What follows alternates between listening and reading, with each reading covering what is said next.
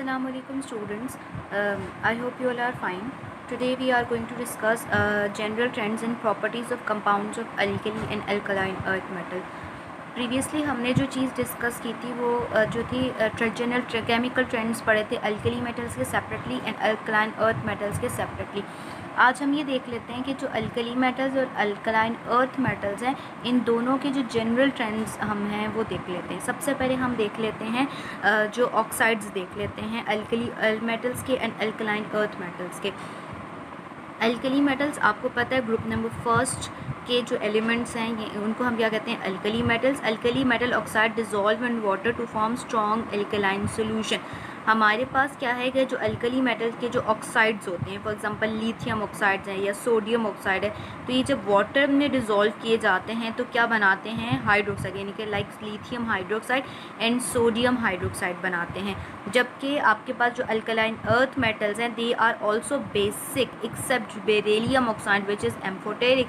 आपको पता है कि जो लिथियम और जो बेरिलियम है इनका एक पेक्यूलियर बिहेवियर होता है कि जिसमें इनकी प्रॉपर्टीज़ बाकी वाले एलिमेंट्स के साथ मैच नहीं करते हैं वो लोग। तो जो आपके पास बाकी तमाम जितने भी एलिमेंट्स अल्कलाइन अर्थ मेटल्स के सिवाय बेरिलियम ऑक्साइड्स के वो बेसिक ऑक्साइड्स बनाते हैं। फॉर एग्जांपल बेरिलियम के बाद मैग्नीशियम के बाद कैल्शियम, यानी कि मैग्नीशियम ऑक्साइड हो गया, लाइक दिस मैग्नीशियम ऑक्साइड हो गया, कैल्शियम ऑक्साइड जब वाटर में डिज़ोल्व करते हैं तो क्या बनाते हैं हाइड्रोक्साइड। यानी कि कहने का दोनों में एक ही बात कॉमन आ रही है कि जो अल्कली मेटल्स हैं अल्कलाइन अर्थ मेटल्स जो हैं इन दोनों के जो ऑक्साइड्स हैं वो क्या हैं बेसिक इन नेचर।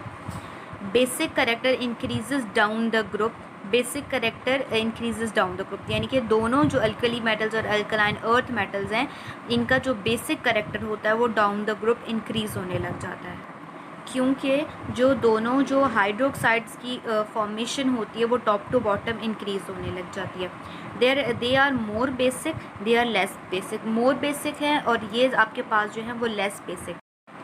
अब हम ये रीज़न देख लेते हैं कि ये मोर बेसिक है और ये लेस बेसिक क्यों है। देखिए इनके आउटर मोशन में कितने इलेक्ट्रॉन्स होते हैं, 1 इलेक्ट्रॉन होते हैं। अब मैं ये पॉइंट इससे भी मैच कर रहा है कि टॉप टू बॉटम जो है बेसिक करेक्टर इंक्रीज़ हो रहा है। अब देखिए टॉप टू बॉटम जाएंगे एटम का साइज़ क्या हो रहा है, इंक्रीज़ हो रहा है। जब एटम का साइज़ इंक्रीज़ होगा तो इलेक्ट्रॉन लूज़ करना उतना ही आसान है।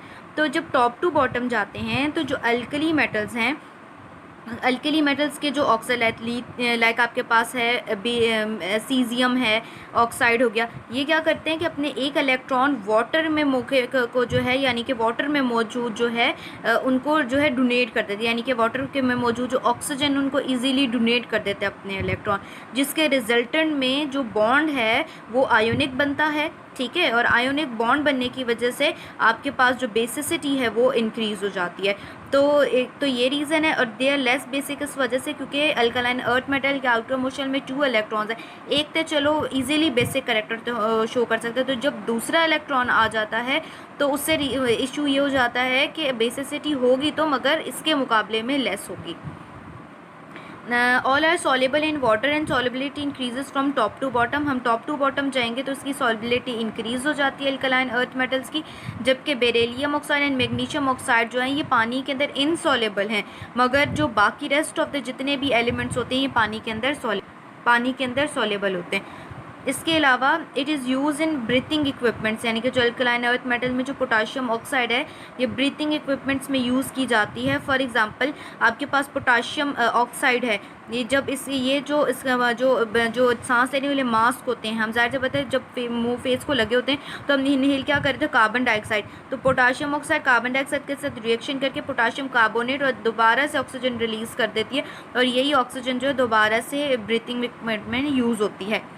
Beryllium oxide is amphoteric and react with both acid and base, यानी कि एम्फोटेरिक का मतलब है कि आपको पता है कि मतलब अगर ये किसी एसिड में डाला जाएगा तो ये एज अ बेस एक्ट करेंगे, अगर किसी बेस में डाला जाएगा तो beryllium oxide as a acid act करता है। फॉर एग्जांपल बेरिलियम ऑक्साइड जो है वो H2SO4 के साथ रिएक्शन करता है तो यहाँ पर ये एज अ बेस एक्ट करता है क्योंकि H2SO4 एसिड है, और सोडियम हाइड्रोक्साइड में ऐड करेंगे तो यहाँ पर ये एज अ एसिड एक्ट करता है। तो इस वजह से जो बेरिलियम ऑक्साइड्स के जो ऑक्साइड्स होते हैं वो ज़्यादातर क्या होते हैं आपके पास एम्फोटेरिक इन नेचर होते हैं।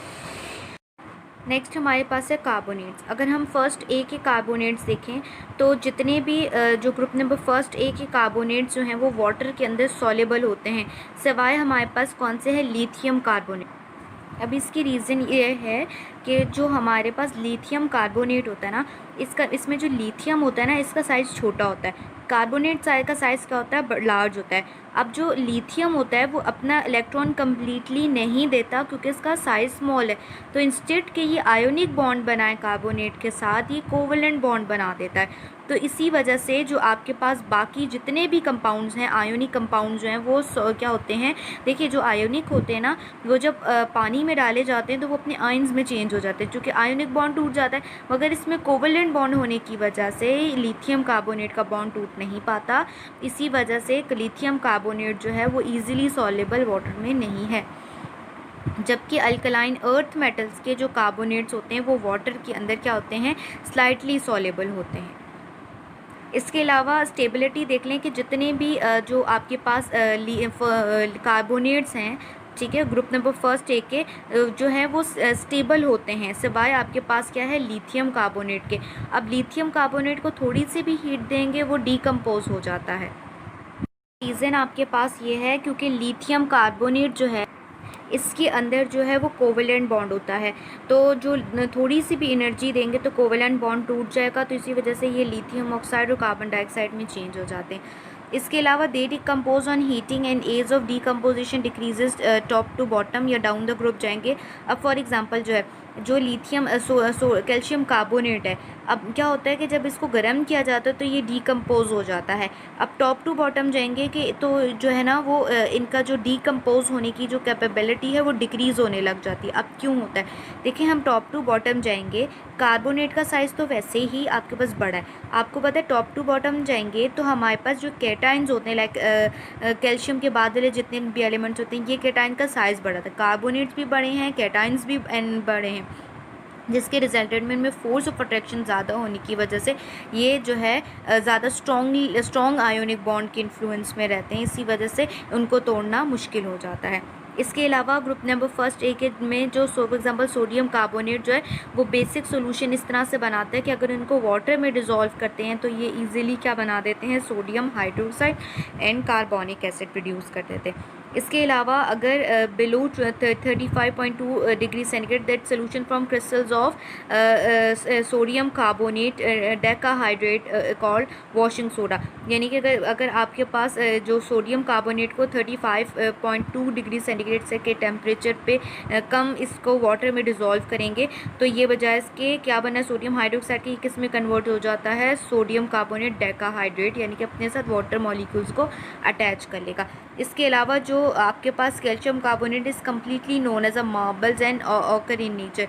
इसका मतलब क्या है कि देखिए आपके पास ये जितने भी होते हैं ये ज़्यादा जो है कैल्शियम कार्बोनेट बहुत ज़्यादा स्ट्रॉन्ग होता है, देखिए तभी तो इसी के मार्बल्स वजह से, यानी कि इसकी स्टेबिलिटी है तभी ये मार्बल्स की फॉर्म में जो है नेचर में एग्जिस्ट करता है।